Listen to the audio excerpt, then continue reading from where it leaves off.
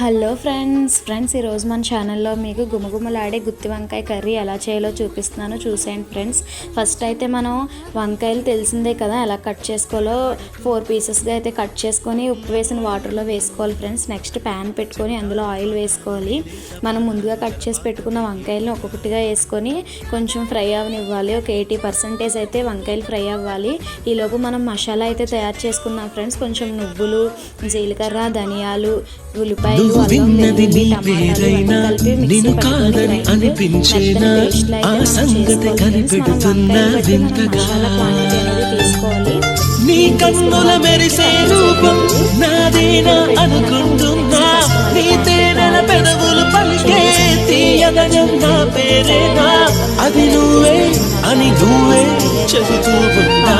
ఉప్పు, పసుపు, వంకాయలు కూడా వేసి కొంచెం బాగా ఫ్రై అయ్యాక చింతపండు వేసుకోవాలి ఫ్రెండ్స్. Thank you for